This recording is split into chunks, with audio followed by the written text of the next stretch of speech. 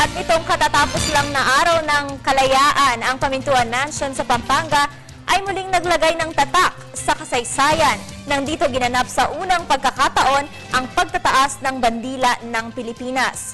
Kasabay ito ng ilang flag-raising ceremonies na ginawa kahapon sa iba't ibang panig ng bansa. Bukod dito, naglagay rin ng maikling programa para lalong maipaalam ang tunay na pangyayari sa kasaysayan ng kalayaan. Balitaan mo kami tungkol dito, Dina Pagibitan.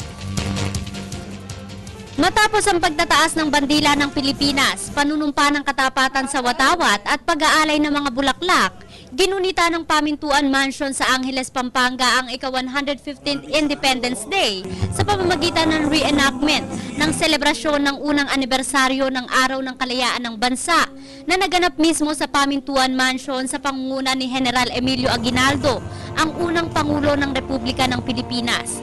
Dito sinabi ni Aguinaldo na ang bayan natin ay para lamang sa mga Pilipino at ang uhaw sa kalayaan ng mamamayang Pilipino ang naging susi sa malaya at nagsasariling Pilipinas.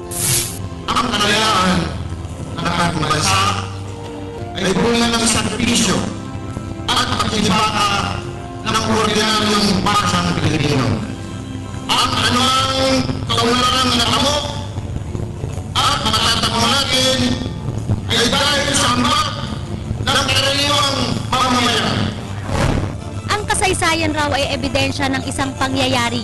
Kaya naman kasabay ng selebrasyon ng Araw ng Kalayaan, kasaysayan pa rin ang nagbibigay at magbibigay buhay sa anumang pangyayari sa kasalukuyan. Nilahukan nito ni Pampanga Mayor Edgardo Pamintuan. Gayon din naging panauhing pandangal naman si Dr. Ferdinand Llanes ng Pambansang Komisyong Pangkasaysayan ng Pilipinas.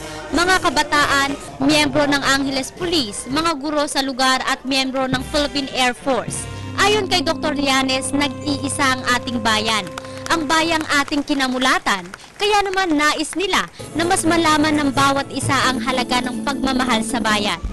Isa sa 7 permanenteng lugar na nagsasagawa ng pagtataas ng bandila at pag-aalay ng bulaklak tuwing Independence Day ang Pampanga dahil sa kasaysayang taglay nito. Kaya naman isinusulong na rin ng National Museum.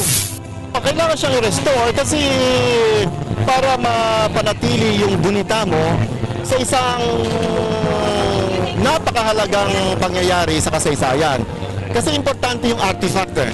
Parang photo mo sa Facebook, di ba? Nilalagay mo dyan para ma-archive siya, may memory ka, no? And then pag sinare mo, no, yung lahat nakakapagbahagi sa naging halaga niya.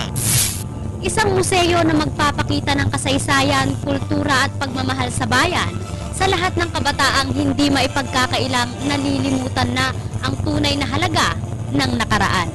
Para sa Telebisyon ng Bayan, ako si Dina Pagibitan.